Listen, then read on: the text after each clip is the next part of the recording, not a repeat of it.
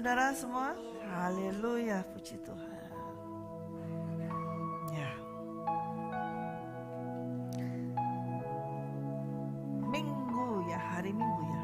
Tadi hari apa? Jumat kemarin ya. Hari Rabu. Ya. Saya menyampaikan tentang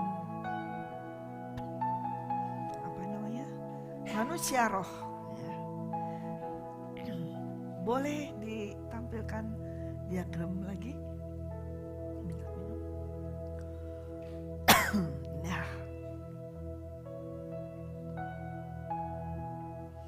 Nah,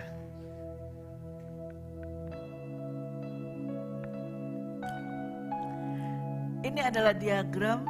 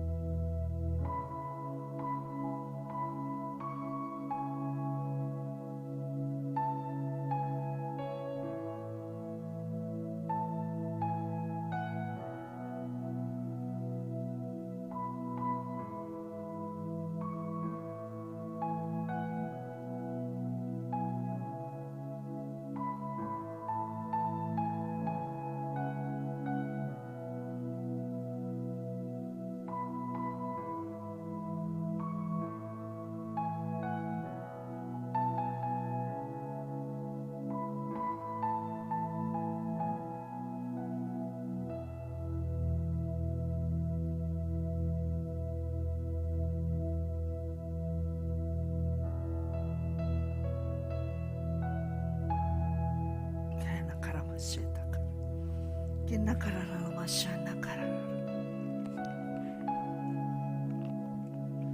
shana karara masana karara kina karara masata karara kina karara masata karara kina karara masata karara shana karara masata karara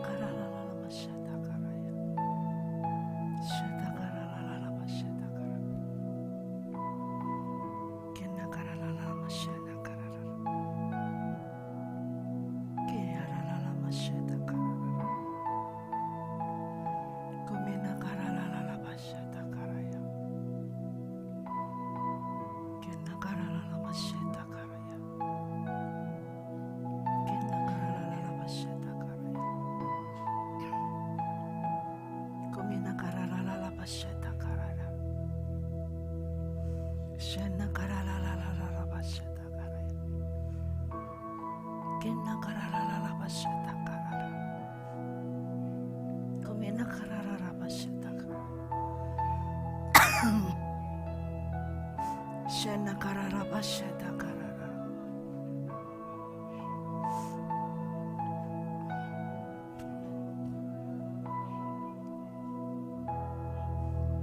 Kinarara mashata karara Kinarara mashata karara Korara bashata karara Shana karara bashata karara Shana karara labashata karaya. Ketika kita berjalan dalam roh,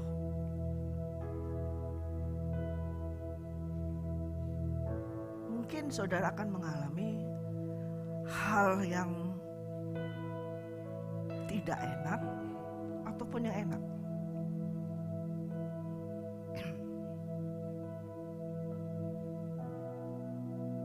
Tapi ketika engkau terus-menerus berjalan dalam roh,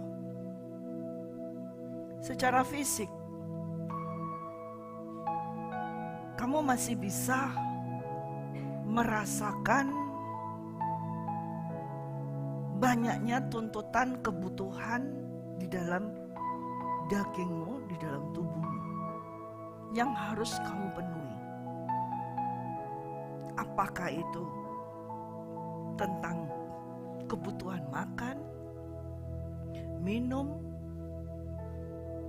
maupun kepuasan batinmu, maupun suatu hasrat yang ada di dalam dirimu, yang menurut kamu pada saat kamu berjalan dalam roh, oh ini dari Tuhan, oh saya mendapatkan ini dari Tuhan, ini adalah tuntunan roh, ini adalah yang dikehendaki Tuhan. Lalu kita jalani itu, kita lakukan itu. Tapi setelah kita lakukan, kita jalani itu, di dalam perjalanan kita melakukan itu, ternyata yang kita lakukan itu bukan dari roh. Itu adalah dari kedagingan kita, keinginan kita. Kemudian hasil yang kita terima sepertinya ya mengecewakan. Dan ketika kita mengalami hal tersebut, kok ternyata jalan yang tadi kita lalui, kita jalani, kok menghasilkan hal yang seperti ini. Nah, kemudian kita bisa drop, bisa jatuh. Jatuh dalam hal kecewa. Kecewa. Kenapa? Kan kayaknya ini yang benar, yang dari Tuhan. Tapi ternyata bukan. Kemudian kita mau tetap terus tinggal di dalam kekecewaan kita itu, atau kita mau ikut tuntunan daripada Roh Kudus itu lagi? Ya tentunya pasti kita harus melalui putaran kembali. Karena kita sudah jalannya salah. Jadi harus kembali lagi, putar balik. Tetapi memang agak jauh. Putarannya agak jauh. Waktunya juga agak jauh. Tetapi itu adalah yang dikehendaki Tuhan. Tuntunan oleh Tuhan. Pada saat engkau melakukan hal tersebut, secara manusia engkau merasa, ya gagal deh, ya sudah gagal. Tetapi secara manusia roh, sebetulnya engkau enggak gagal. Karena engkau kembali ke jalan yang Tuhan kehendaki, engkau tidak akan pernah gagal. Ketika kita harus kembali lagi dari start from the beginning, atau from zero atau nol, bukan berarti engkau gagal. Justru engkau berada di jalurnya Tuhan. Ketika engkau belajar berjalan bersama Tuhan, tiba-tiba engkau salah jalur, salah jalan.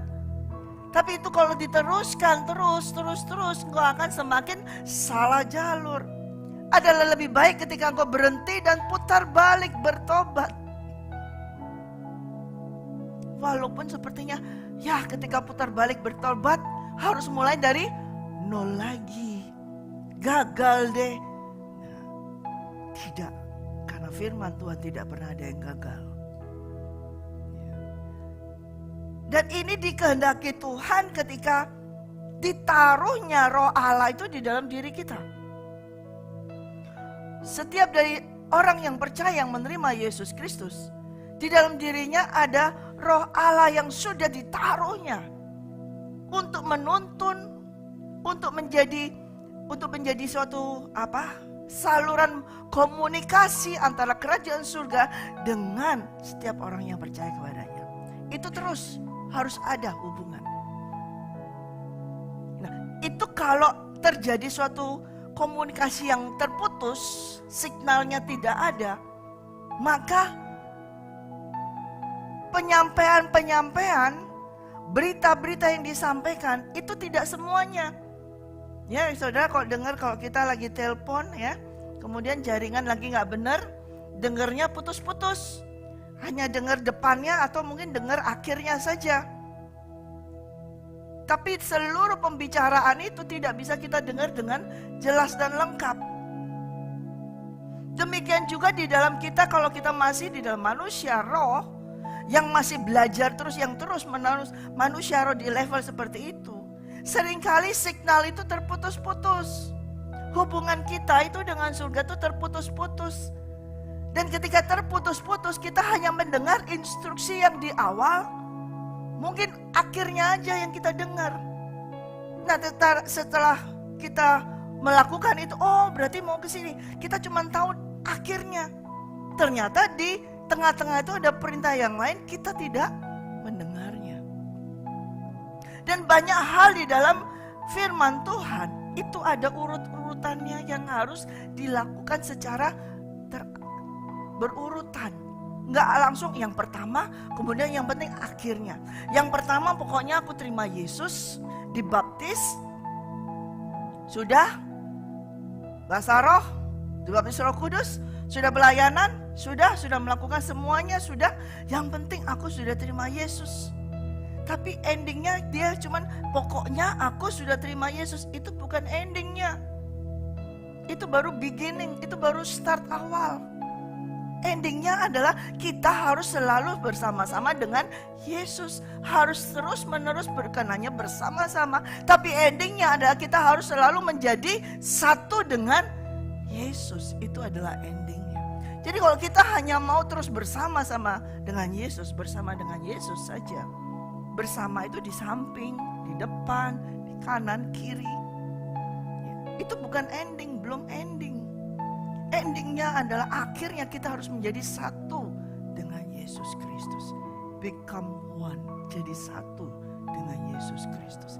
Itu endingnya. Jadi kalau selama kita hidup, kita hanya pokoknya kita jalan bersama Yesus, lakukan perkara besar, jalan bersama Yesus, jalan ini mengerjakan ini bersama dengan Yesus, melakukan pelayanan ini bersama dengan Yesus, semuanya bersama dengan Yesus saja.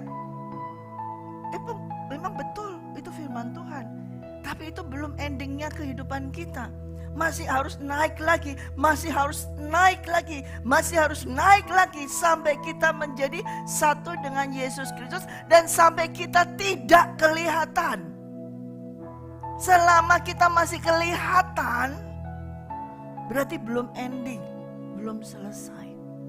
Sampai nanti kita tidak menjadi apa-apa, kita tidak kelihatan. Wajahnya kita sudah tidak kelihatan lagi. Namanya kita juga sudah bukan namanya kita lagi. Nah, itu adalah ending. Goalnya kita harus di sana. Kalau sekarang masih orang bisa tahu nama kita. Kalau orang masih bisa tahu, oh itu pelayanannya Bu Elke, oh itu pelayanannya Pak Budi, oh itu pelayanannya Pak Kris, oh itu pelayanannya Pak Rudi. Hanya bisa tahu sampai di situ. Oh itu pemain musiknya Pak Nathan, oh itu pemain musiknya Pak Andre. Nah, kelihatan di situnya aja. Berarti belum selesai. Sampai nanti orang itu tidak mengenali kita. Artinya kita tidak dikenal oleh orang.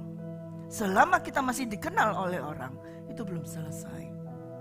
Sampai kita menjadi tidak terkenal, namun terkenal. Siapa yang terkenal? Yesus. Nah, itu level di mana kita berjalan hidup oleh Roh Kudus. Roh Kudus yang kelihatan. Tuhan Yesus yang kelihatan. Semuanya Tuhan Yesus yang kelihatan.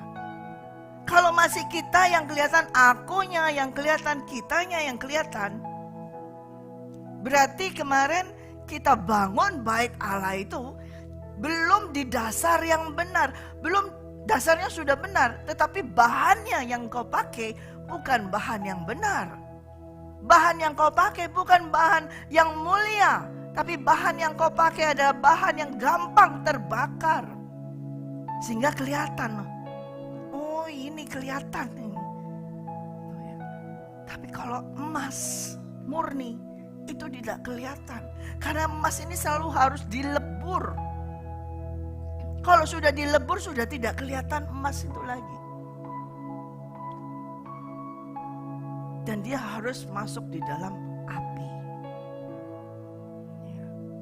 Sebagai manusia roh yang hidup oleh roh, saudara harus membangun bait Allah di dalam dirimu dengan emas.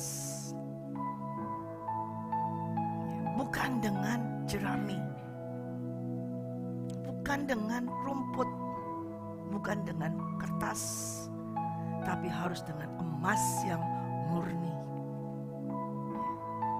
Tidak kelihatan, emas murni nggak bisa, nggak kelihatan masian.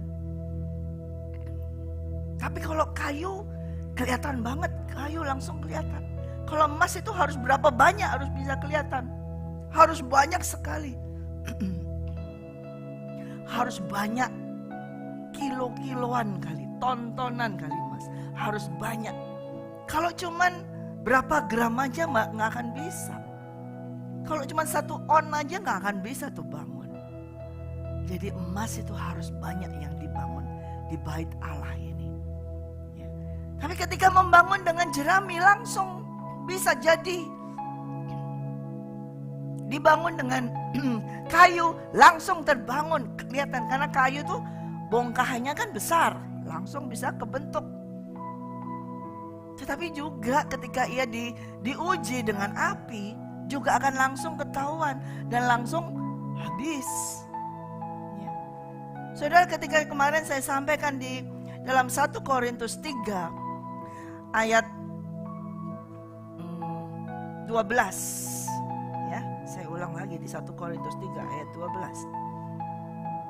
Entahkah orang membangun di atas dasar ini dengan emas, perak, batu permata, kayu, rumput kering atau jerami, sekali kelak pekerjaan masing-masing orang akan nampak, karena hari Tuhan akan menyatakannya, sebab ia akan nampak dengan api, dan bagaimana pekerjaan masing-masing orang akan diuji oleh api itu.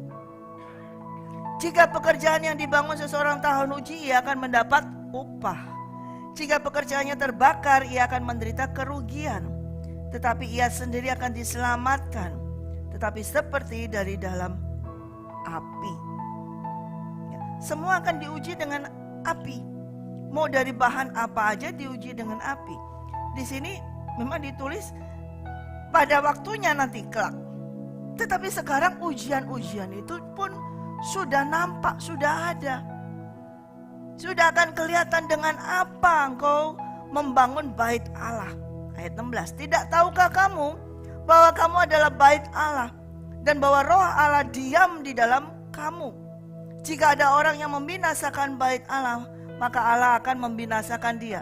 Sebab bait Allah adalah kudus dan bait Allah itu adalah kamu. Ketika saudara membangun bait Allah yang adalah diri kita ini, kita mau bangun bait Allah yang di dalam kita ini dengan apa? Dengan bahan apa? Kalau hanya dengan bahan seperti tadi yang mudah terbakar, gampang sekali akan terbakar. Nanti kelihatan terbakar dengan apa? Apakah betul-betul kita dibakar dengan api?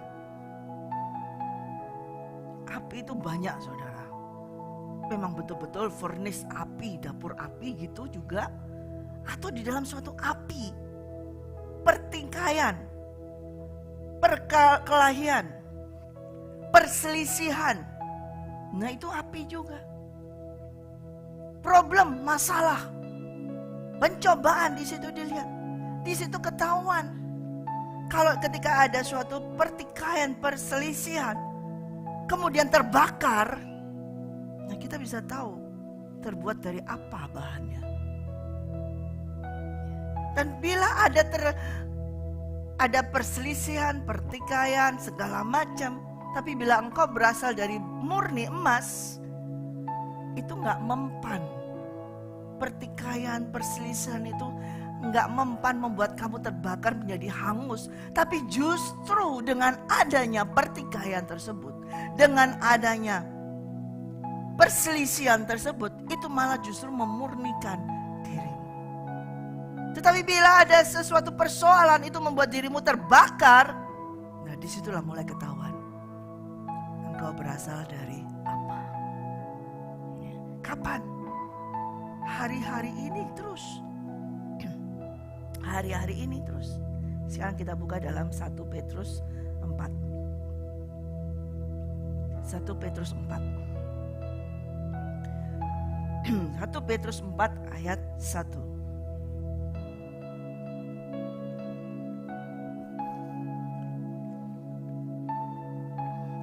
Jadi karena Kristus telah menderita penderitaan badani, kamu pun juga harus mempersenjatai dirimu dengan pikiran yang demikian. Karena barang siapa telah menderita penderitaan badani, ia telah berhenti berbuat dosa. Supaya waktu yang sisa jangan kamu pergunakan menurut keinginan manusia, tetapi menurut kehendak Allah. Sebab telah cukup banyak waktu kamu pergunakan untuk melakukan kehendak orang-orang yang tidak mengenal Allah. Kamu telah hidup dalam rupa-rupa hawa nafsu, keinginan, kemabukan, pesta pora, perjamuan minum, penyembahan berhala yang terlarang. Sebab itu mereka heran bahwa kamu tidak turut mencemplungkan diri bersama-sama dengan mereka dalam kubangan ketidaksenonohan yang sama, dan mereka menfitnah kamu. Tetapi mereka harus memberi pertanggungan jawab kepada Dia yang telah siap sedia menghakimi orang yang hidup dan yang mati. Itulah sebabnya maka Injil telah diberitakan juga kepada orang-orang mati, supaya mereka sama seperti semua manusia dihakimi secara badani, tetapi oleh roh dapat hidup menurut kehendak Allah. Kesudahan segala sesuatu sudah dekat. Karena itu kuasailah dirimu dan jadilah tenang, supaya kamu dapat berdoa. Tetapi yang terutama, kasihlah sungguh-sungguh seorang akan yang lain, sebab kasih menutupi banyak sekali dosa. Berilah tumpangan seorang akan yang lain dengan tidak bersungut-sungut.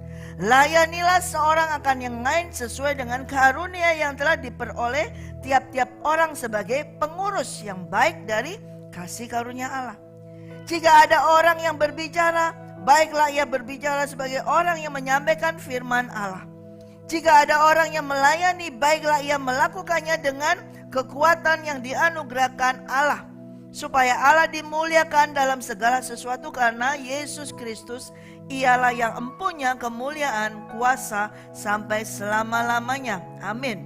Terus, saudara-saudara yang kekasih, janganlah kamu heran akan nyala api siksaan yang datang kepadamu sebagai ujian, seolah-olah ada sesuatu yang luar biasa terjadi atas kamu. Sebaliknya, bersukacitalah sesuai dengan bagian yang kamu dapat dalam penderitaan Kristus, supaya kamu juga boleh bergembira dan bersukacita pada waktu Ia menyatakan kemuliaannya.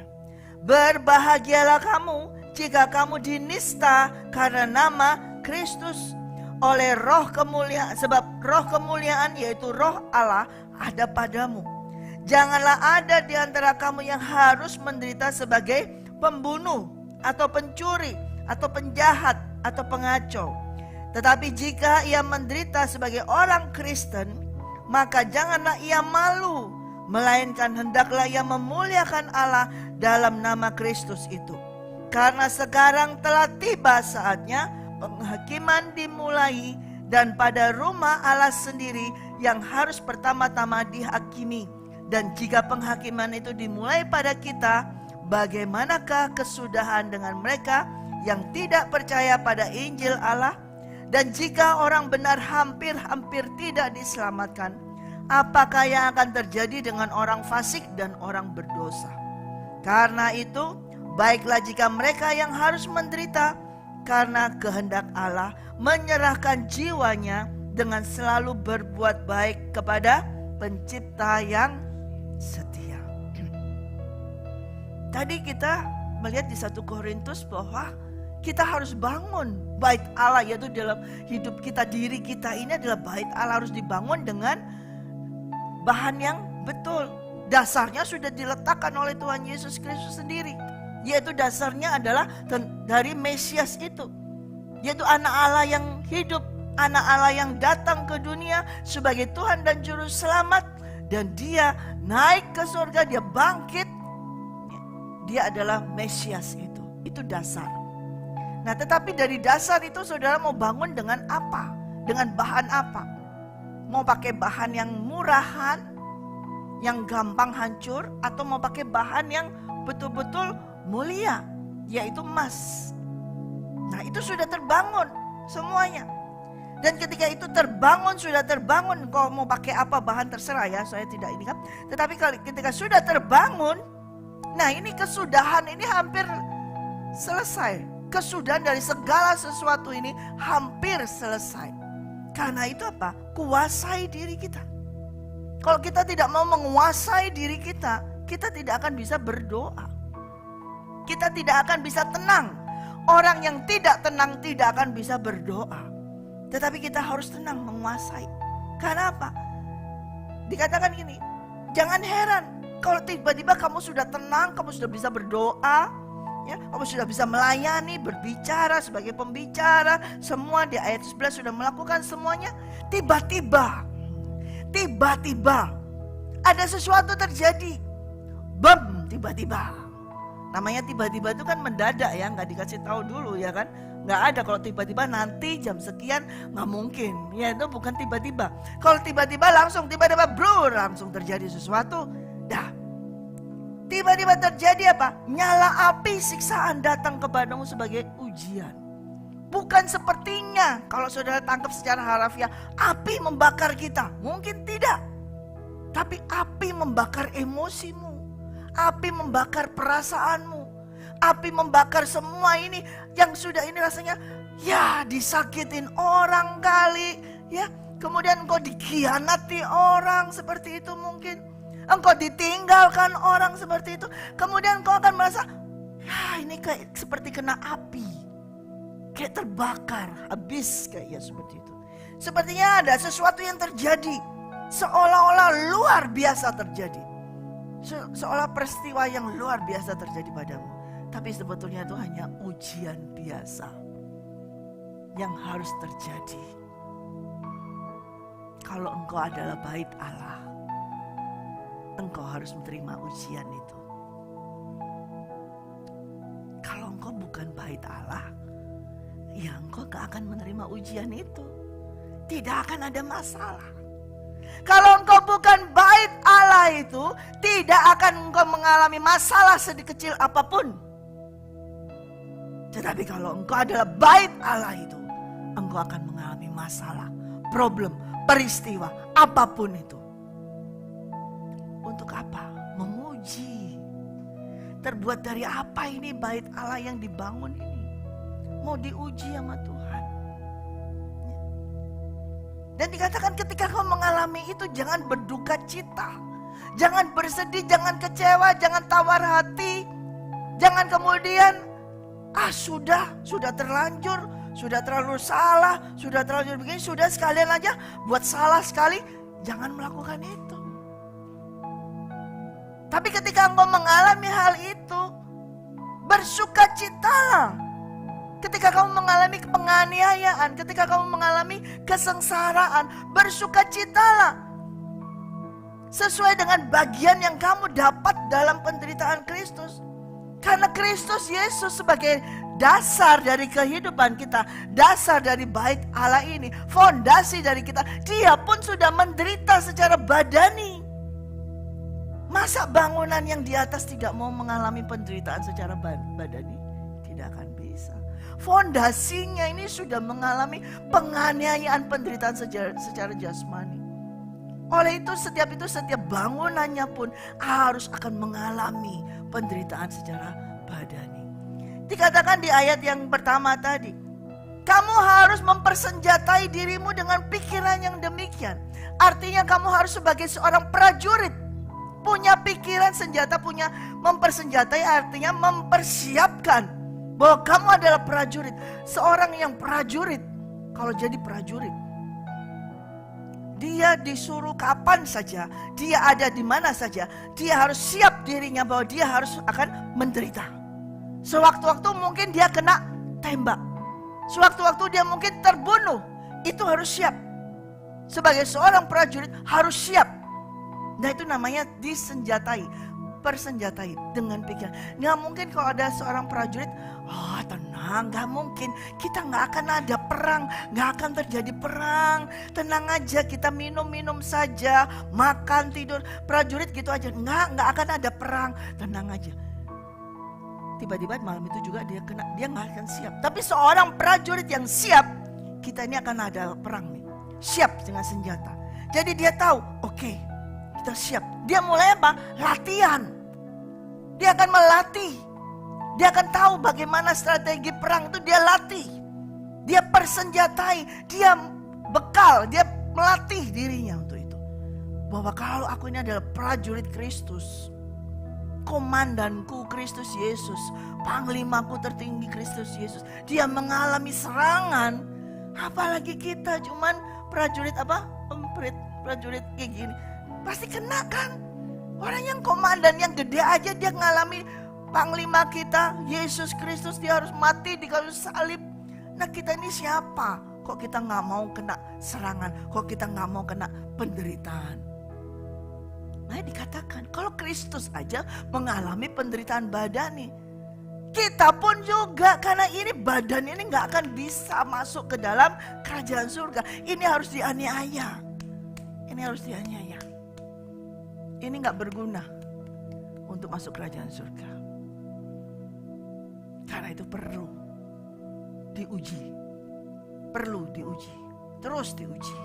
Tetapi bila bait Allah secara roh yang ada di dalam diri kita itu terbuat dari emas, mau ada pergolakan kayak gimana pun, mau ada peristiwa apapun, ada masalah apapun, ada orang yang menyakitin kayak gimana pun, ada orang yang menganiaya engkau bagaimanapun, engkau manusia, rohmu terbuat dari emas murni,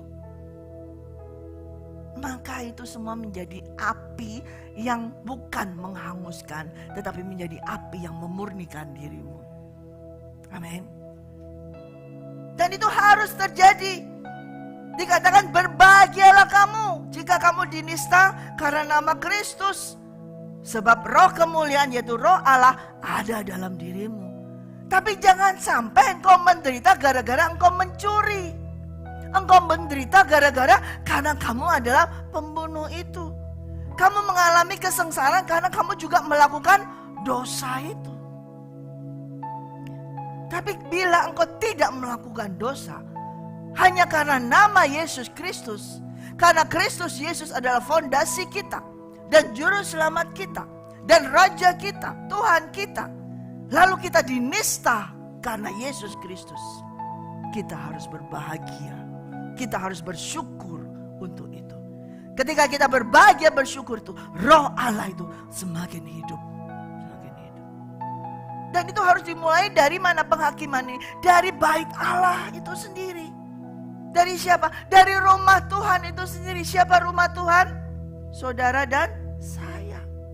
Rumah Tuhan bukan gedungnya, tapi pribadi-pribadi ini adalah rumah Tuhan, gereja Tuhan. Dan itu harus dimulai dari kita. Penghakiman Tuhan dimulai dari kita. Kalau kita aja bait Allahnya itu dihakimi, apalagi orang fasik. Oleh karena itu jangan iri dengan orang fasik. Aduh mereka enak ya, gak usah bersekutu sama Tuhan. Mereka gak usah, enak banget hidupnya. Jangan iri dengan orang fasik. Nanti pun mereka akan mengalami hal yang lebih parah. Karena Tuhan punya penghakiman sendiri untuk orang fasik. Tetapi baiklah saudara dan saya adalah bait Allah ini. Bait Allah ini bukan hanya didekorasi yang indah-indah saja. Tapi yang penting adalah bangunannya terbuat dari bahan apa, ini yang terpenting. Bukan masalah dekorasinya, hiasannya. Oh hiasannya bagus-bagus. Tapi ternyata terbuat dari bahannya itu terbuat apa? Rumput. Kena api sedikit, sudah kretek-kretek habis semuanya. Walaupun engkau terbuat dari emas, cuman kecil, serbuk, tapi ketika kena api, serbuk itu malah justru melted, malah justru jadi mulia. Justru ketika engkau kena penganiayaan, kena himpitan, kalau engkau dari emas, semakin mulia. Emas tidak akan bisa meninggalkan jati dirinya, kecuali emas palsu. Ya, kecuali emas palsu kayak ini emas 2 di sini palsu. Kalau emas yang asli nggak akan bisa. Mau ditutup kayak gimana pun, ya dikasih bungkusan apa saja, kalau dia emas, bungkusannya itu yang hangus, tapi emas itu tidak hangus. Tapi memang mungkin dia meleleh, tapi dia nilainya semakin tinggi. Tapi kalau bahan lain bisa diolah seakan-akan indah, seakan-akan bahannya bagus banget, tapi ternyata cuma dari kertas. Ya. Hancur, hangus, kena api, hangus. Saudara, penghakiman Tuhan dimulai kapan? Bukan nanti loh, bukan loh. Now, sekarang. Setiap dari saudara dihakimi sekarang, bukan nanti. Dihakimi lewat apa? Setiap hari peristiwa apa yang terjadi dalam dirimu? Setiap hari apa yang terjadi? Pembicaraan dengan teman-teman, dengan sepelayanan, di mana saja, itu mulai terjadi, diuji. Mulai keluar ini ujiannya. Hari-hari ini saudara, bukan nanti. Hari-hari ini kita sedang diuji. Ya. Mau diketahui terbuat dari apakah dirimu?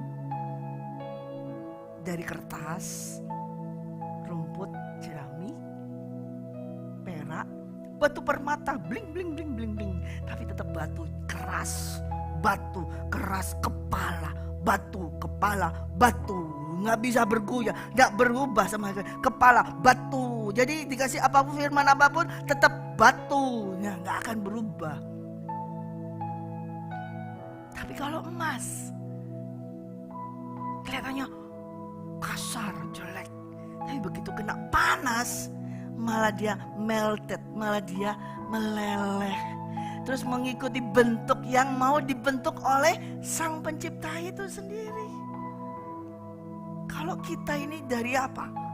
Batu, gak bisa dibentuk. Aduh, bertobatlah saudara, berubahlah. Jangan sampai jadi kepala batu. Tapi biarlah kita mau jadi emas. Sekalipun cuma 1 on emas. Sekalipun cuma 1 gram emas. Berapa yang terendah pun, tapi kalau engkau emas, itu mulia luar biasa. Kena panas, naik lagi. Kena api, naik lagi nilainya. Ya, nggak akan lari kalau kena emas, kena perak, maksudnya kena panas, kena gosokan panas, nggak akan lari itu emas. Tapi kalau kertas jerami digosok, dia akhirnya terbakar sendiri. Saudara tahu rumput kering ya, kalau di Australia itu sering kan, nggak ada api yang bakar rumput dengan angin, gesek, jadi api terbakar sendiri. Sesama rumput kalau gesek-gesek kan jadi api kebakar sendiri. Ya. Makanya jangan kita jadi apa? Terbuat dari apa? Emas. Amin. Serbuk juga nggak apa-apa, asal mak, bukan serbuk debu. Ya. Asal emas. Kalau serbuk debu, ya tetap debu, tapi serbuk emas. Nah, begitu kena furnace, kena api, dia langsung menjadi satu kumpul. Dibentuklah hatinya Kristus. Yang penting ada dibentuk hati Kristus di dalam diri kita. Amin. Jangan dibentuk dengan hatimu sendiri. Kalau kita bentuk dengan hati kita sendiri, hati kita ini sudah apa? Hati kita ini, saudara mau tahu hatinya kita? Ayo kita buka yuk. Di dalam, kita cari.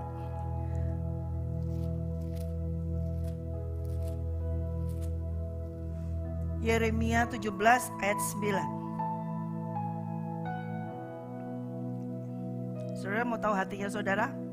Ini adalah hati saudara dan saya. Baca bersama-sama. 2, 3. Yeremia 17 ayat 9. 1, 2, 3. Betapa liciknya hati, lebih licik daripada segala sesuatu. Hatinya sudah membatu, siapakah yang dapat mengetahuinya? Aku Tuhan yang menyelidiki hati, yang menguji batin, untuk memberi balasan kepada setiap orang setimpal dengan tingkah langkahnya, setimpal dengan hasil perbuatannya. Hati manusia kayak gimana? Licik, saudara. Licik sekali, lebih licik dari segala sesuatu. Ular itu katanya licik, tapi hati manusia lebih licik daripada ular. Lebih licik dari segala sesuatu dan hatinya sudah membatu.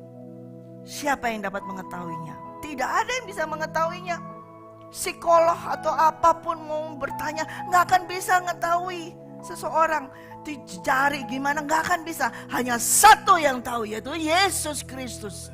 Dia yang menyelidiki setiap hati kita. Kita orang yang punya hati batu bisa ditutup seperti hatinya lembut sekali. Dengan berkata, Shalom, apa kabar, Shalom gitu. Dengan perkataan yang lembut gitu. Dengan dia membungkuk, merendahkan diri, merendahkan hati. Kayaknya seperti itu. Tapi hatinya membatu. Gak ada yang tahu.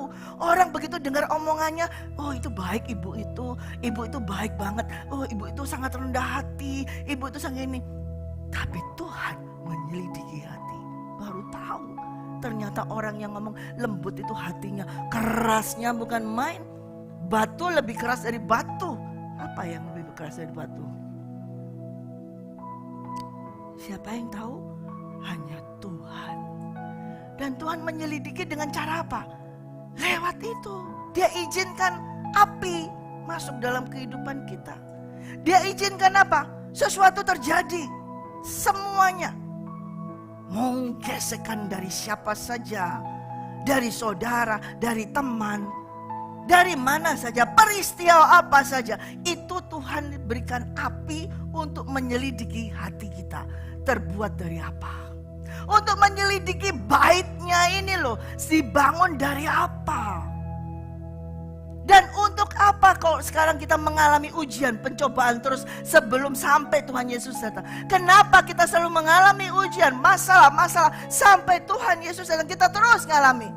Itu engkau diberi kesempatan untuk mengubah bahan-bahanmu.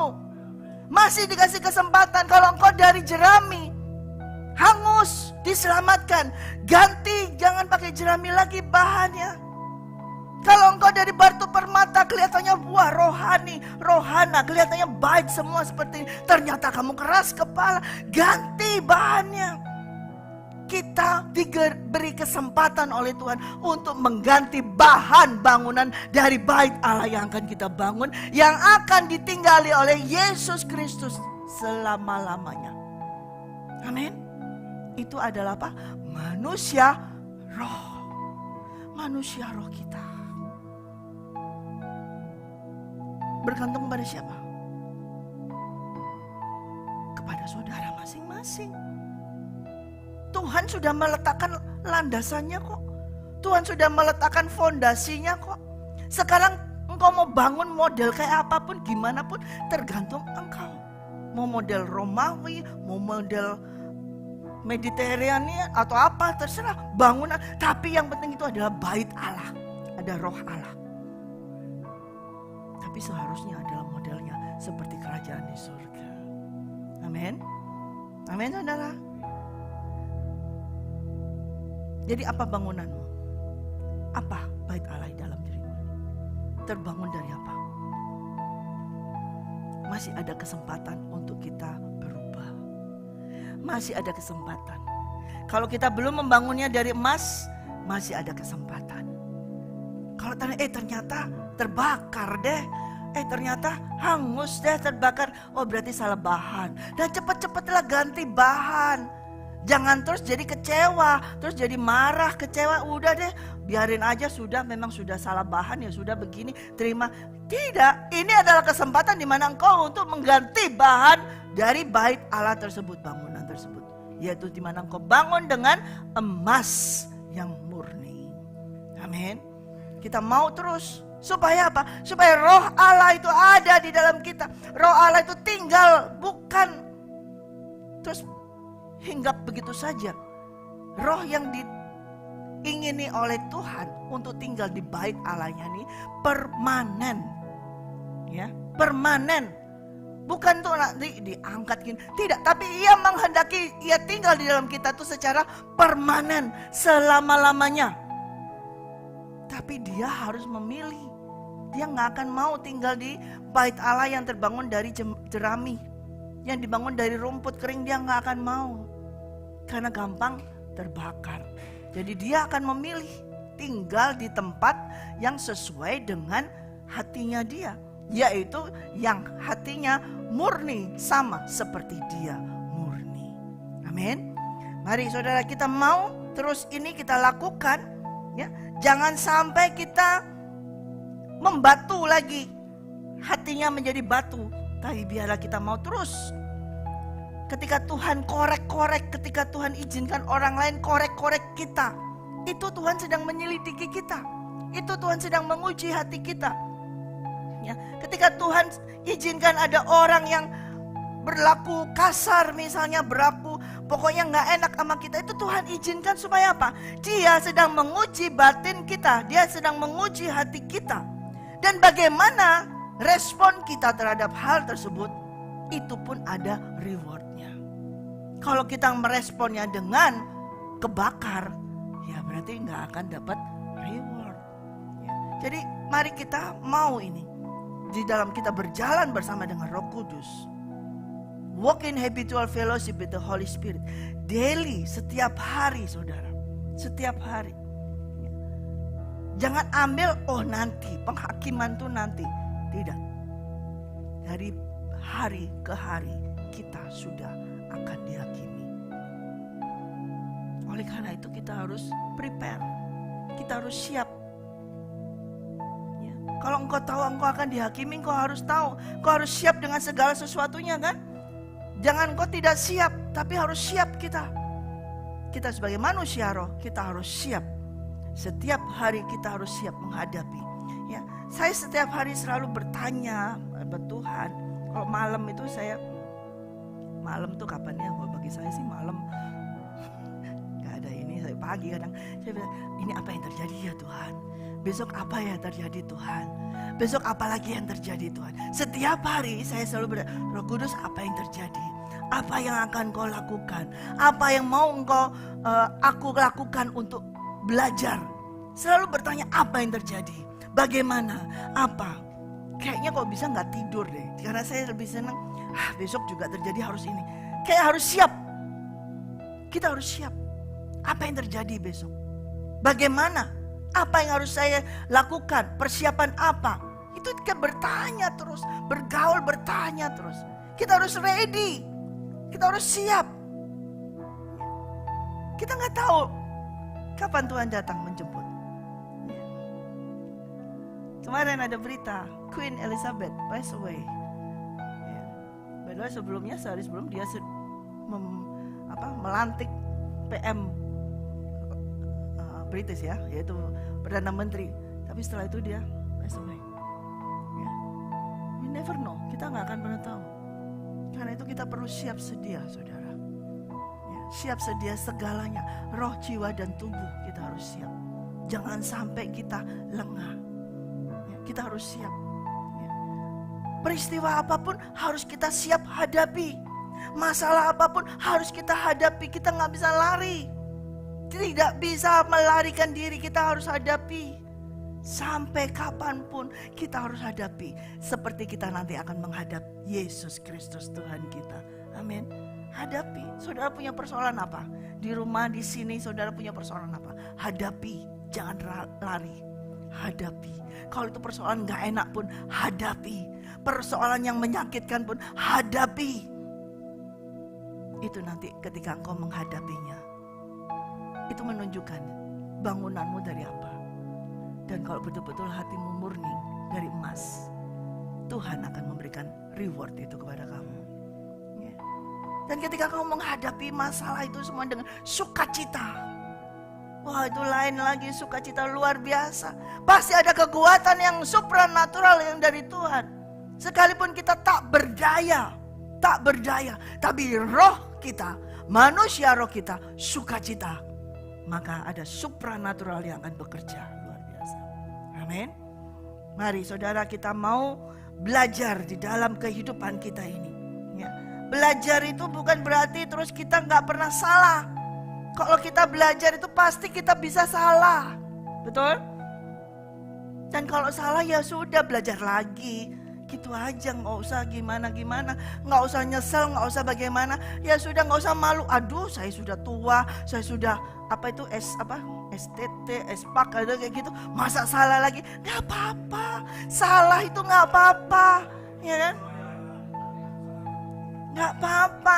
Ya, kita yang penting apa? Kalau kita salah apa? Tuhan ampuni, ada pertobatan. Tuhan ampuni, saya mau belajar lagi. Ya minta ampun, minta maaf, saling memaafkan. Sudah. Hidup di dalam Tuhan Yesus itu damai, sejahtera, sukacita. Tergantung pada saudara semua. Amin. Mari saudara, kita berjalan dengan Tuhan. Jangan dengan beban. Berjalan, walk in habitual fellowship with the Holy Spirit. Kayaknya aduh berat banget gitu ya. Hamba-hamba Tuhan yang bisa, saya emang gak bisa. Hamba-hamba Tuhan yang ini yang bisa, saya gak bisa. Itu sukar sekali. Tidak saudara.